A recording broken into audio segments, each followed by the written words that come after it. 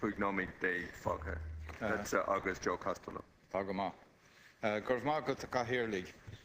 Erongedal Shias, Bavatlam, Mokolaki, Mary Upton, Avola, Asok on document Dilshikshi on Vishakacha, extending the welcome, Labour's plan to sustain and develop the tourism industry. Tá document Shin Aros, Agus Tá Runatas, Cornadala, and Ucht Bonaha Shin.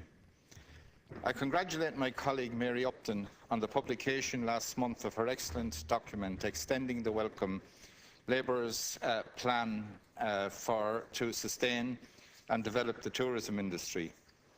Mary Upton is to be complimented also on the motion that is before the House tonight based on that document. The greatest problem facing the country presently is unemployment. This motion is about sustainable job creation. It is both visionary and practical. When implemented, it will make a significant contribution to our major national need, jobs. But as usual, as we find tonight, the government is rejecting the motion based on that document, and to no great reason other than it didn't come from them.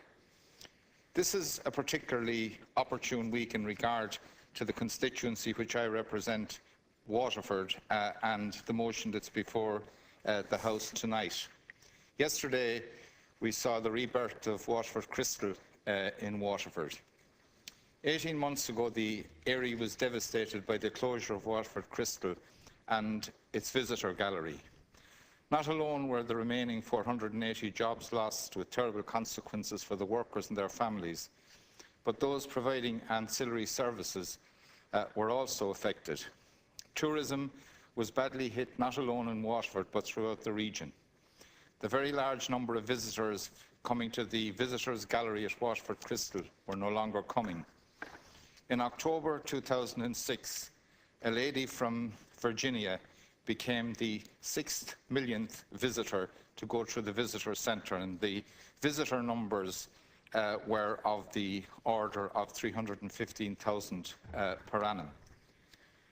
When Waterford Crystal had its problems, the government was approached to put in less than 40 million to help rescue the plant.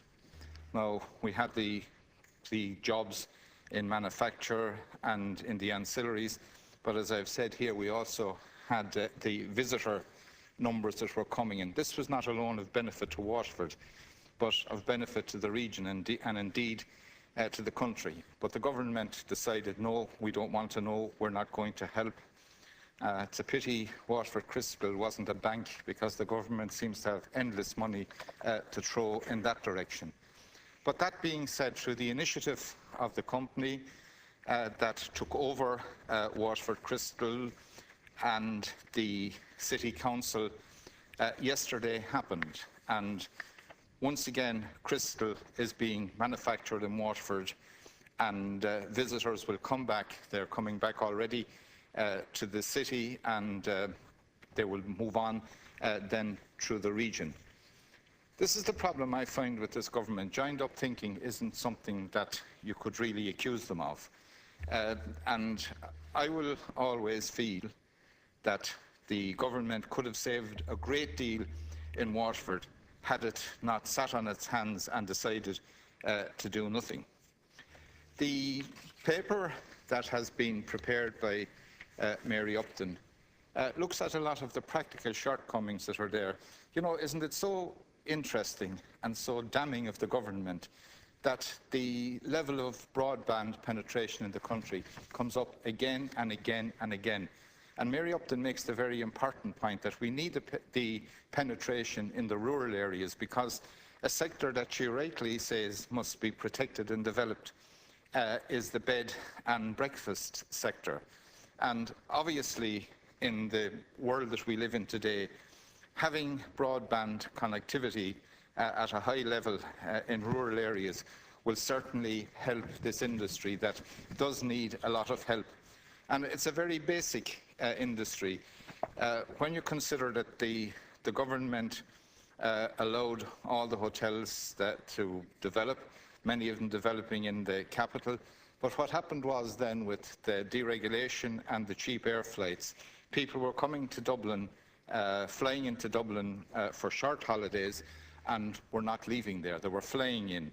So there were issues regarding the car ferries and the tourists who brought their cars to Ireland, particularly, obviously, the UK tourists. Everything was allowed to drift. There was a lack of vision, there was a lack of control, and a lack, really, of knowing what was going on. What Mary Upton's document is seeking to do is redress a lot of the things that... I mean, the very simple one about the tourists from the Far East having insurmountable problems, virtually, in terms of getting their visas to come here. Now, we've all had representations, as I'm sure the ministers had, from this sector, and this is something that, if it were addressed, certainly it would improve the numbers coming here, and that's what we want. We want people here, bodies here. That's what tourism is about. So, once again, I compliment Mary Upton. I lament the fact that the government, as usual, don't want ideas. They prefer throwing money at banks, and pity they didn't throw some of that money in the direction of Waterford Crystal at the opportune time.